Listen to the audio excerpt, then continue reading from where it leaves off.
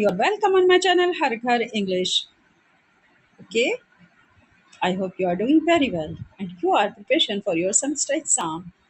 So now we will discuss the J.M. Coetzee writer and his work Apartheid Thinking.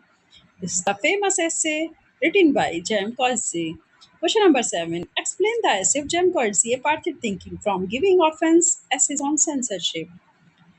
Question number 7 आपसे कह रहा है कि आप इस ऐसे को एक्सप्लेन करिए जिसको लिखने वाले हैं जैम कोर्सी या जो जैम कोर्सी का ऐसे है अपार्थिव थिंकिंग। लिया कहाँ से गया? उनकी एक बुक है जिसका नाम है from giving offence essays on censorship. Understood? तो आपका ये ऐसे उठाया गया है इस बुक से। ठीक, ऐसे का नाम है अपार्थिव थिंकिंग। इस तरह से करके आप इसको स्टडी करेंगे। तो सबसे पहले मैं मीनिंग बता दूं आपको कि अपार्थिव थिंकिंग का मीनिंग क्या होता है। अपार्थिव थिंकिंग का मीनिंग होता है जब किसी जातीय भेदभाव या नस्ल भेदभाव के साथ किसी सोच को अपनाया जाए, यानी हम अपने ही मनुष्यों के बीच में, अपने ही लोगों के बीच में नस्ल भेद करने लगें, जाति भेद करने लगें, रंग भेद करने लगें, तो ऐसी थिंकिंग अपार्थिव थिंकिंग कहलाती है। और ऐसा कहाँ पर ज़्यादा है? ऐसा है आपके अफ्रीका में, यानी कि अमेरिका और इंग्लैंड के लोग अफ्रीकन्स लोगों के साथ में कौन सी थिंकिंग अपनाते हैं? अपार्थिव थिंकिंग को अप्लाई करते हैं। वो उनके साथ जातीय भेदभाव, नस्लीय भेदभाव, इन सब चीज़ों को ज़्यादा अपर लेवल पर रखते हैं। अंडरस्टूड? अब आपको समझ में आ गया होगा कि इसका मीनिंग क्या है। और पूरा ऐसे हमारा इसी भेदभाव के ऊपर डिपेंड भी कर रहा है, इसी भेदभाव की थीम को लेकर के चलता है। ठीक है, JM Coetzee apartheid thinking from giving offence essay on censorship. Understood? पूरे ऐसे का नाम ये भी है, आप इसको अच्छे से याद कर लीजिएगा। देखिए answer, JM Coetzee apartheid thinking from giving offence essays on censorship. Introduction. जैसा कि मैं हमेशा से कहती हूँ आपसे कि सबसे पहले आप अपने लॉन्ग क्वेश्चन को अटेम्प्ट करते टाइम इंट्रोडक्शन को मेंशन जरूर करिएगा। अब जल्दी से हमारी वीडियो को लाइक, सब्सक्राइब, शेयर कर दीजिए। साथ ही ये भी हमें कमेंट्स में बताइए कि आपको हमारी वीडियो कैसी लगती हैं, क्या ये आपके लिए हेल्पफुल है? अगर हैं तो ज़रूर बताइएगा। और नेक्स्ट किस टॉपिक पर आप चाहते हैं कि हम आपके लिए वीडियो बनाएं, तो हम ज़रूर उसके ऊपर वीडियो बनाकर अपलोड करेंगे। Okay dear friends, okay let's start now. Introduction. In apartheid thinking, Jem Coetzee examines how censorship in apartheid era South Africa was shaped by rigid racist ideology. Apartheid thinking में JM Coetzee ने examine किया कि कैसे censorship apartheid era South Africa में shape ले रहा था बड़ी ही रिजिडिटी के साथ, यानी कि बहुत ही सख्ती के साथ में। रिजिड का मतलब होता है बहुत ज़्यादा सख्त। रेसिस्ट, नस्लीय भेदभाव आइडियोलॉजी के साथ साउथ अफ्रीका में अपार्थिव एरा में क्या हो रहा था? अपार्थिव थिंकिंग को अप्लाई या सेंसरशिप दी जा रही थी कि लोगों के बीच में नस्लीय भेदभाव या जातीय भेदभाव बढ़ सके। The essay critiques the intellectual framework that justified censorship and reveals how it was deeply connected to political power and control. यह से पूरी तरह आलोचना करता है उस इंटेलेक्चुअल फ्रेमवर्क की जिसमें कि जस्टिफाई किया गया था उस सेंसरशिप को या उस रिवेंज को जो दिखाया जा रहा था, जो चीज़ें दिखाई जा रही थी, जो चीज़ें समाज के बीच में हो रही थी, उनके प्रकटीकरण को कहीं ना कहीं वो इस ऐसे के थ्रू क्रिटिसाइज कर रहे हैं जैम कर्सी। साथ ही उन्होंने कहा कि हमारा जो एक डीपली कनेक्शन था, हमने देखा कि इस बात से जुड़ा हुआ था पॉलिटिकल पावर और कंट्रोल, यानी पॉलिटिकल पावर और कंट्रोल ये पूरी तरह चाहते थे कि अपार्थिव थिंकिंग को बढ़ावा मिले, इसीलिए इस सेंसरशिप को और इसके रिवेल्स को जस्टिफाई किया जा रहा था। तो आप जानते हैं कि पॉलिटिकल पावर के लोग जो होते हैं वो कितना ज़्यादा पूरी सोसाइटी को कंट्रोल करते हैं। तो रियलिटी यही होती है कि जब तक पॉलिटिकल पावर नहीं चाहती, हम लोगों के बीच कभी झगड़ा, कभी नस्लीय भेदभाव, जातीय भेदभाव हो ही नहीं सकता।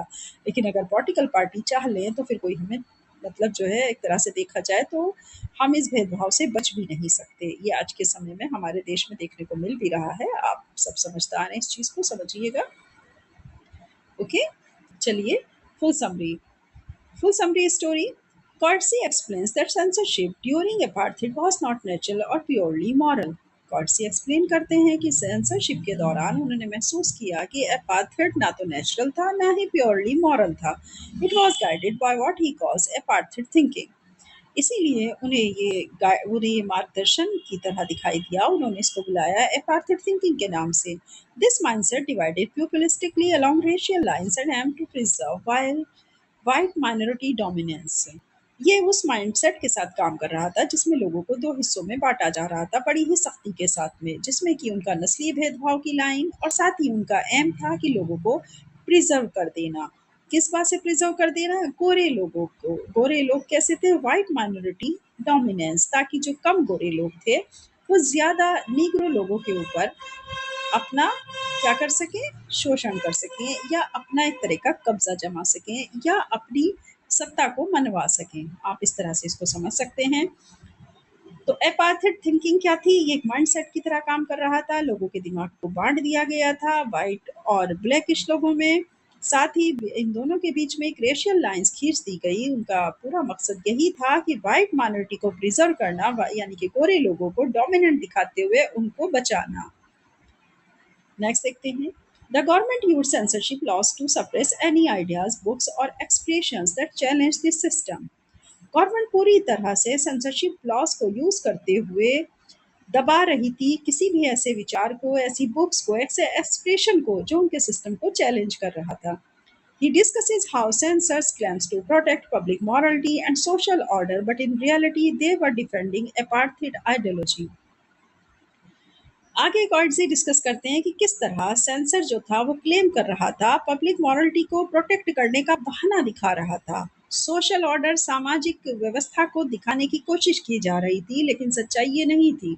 सच्चाई ये थी कि वो एपार्थेड आइडियोलॉजी को डिफेंड कर रही थी। कौन कर रहा था इस बात को? गवर्नमेंट कर रही थी। गवर्नमेंट की जो सेंसरशिप थी वो इसका यूज कर रहे थे और वो इस तरीके से दिखाते थे किसी भी लॉ को कि ये हमारे लोगों के भले के लिए है, हम जो कर रहे हैं वो सही कर रहे हैं। किसी भी आइडिया को, किसी भी बुक्स को, किसी भी एक्सप्रेशन को, सिस्टम के खिलाफ अगर कोई चीज़ है तो उसे नहीं माना जा रहा था, बल्कि उसे दबा दिया जा रहा था।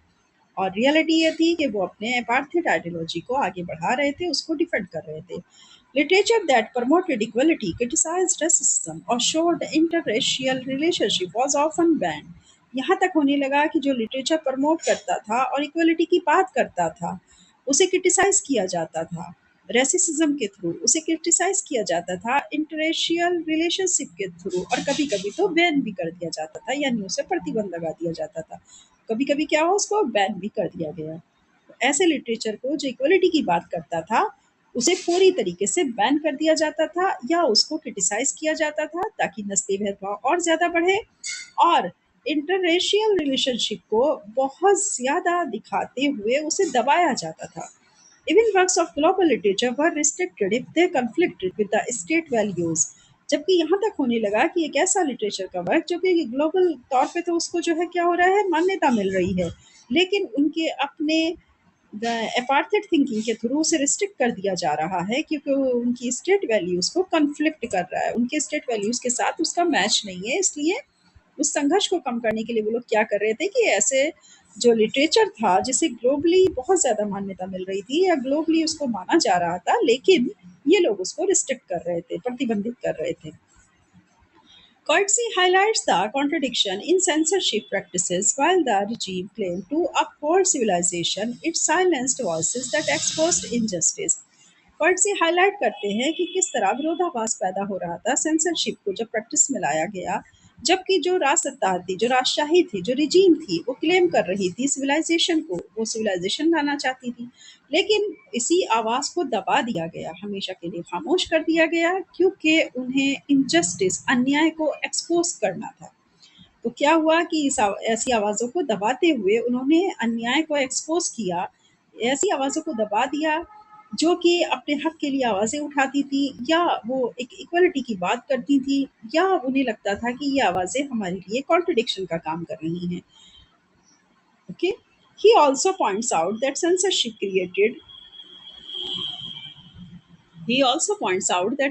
created a controlled intellectual environment where citizens were denied access to diverse perspectives.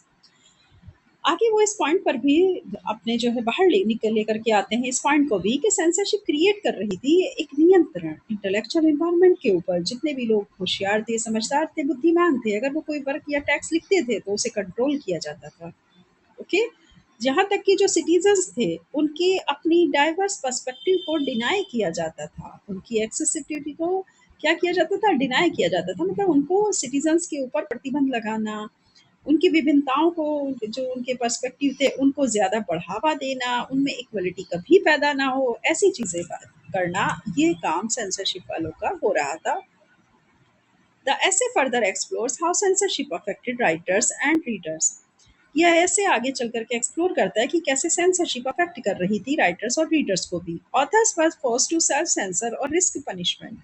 Author हमेशा एक दबाव महसूस करते थे, अपने खुद के ऊपर ही प्रतिबंध को फील करते थे वो, और साथ ही अगर वो कुछ लिखते थे तो पनिशमेंट का रिस्क भी उनको रहता था।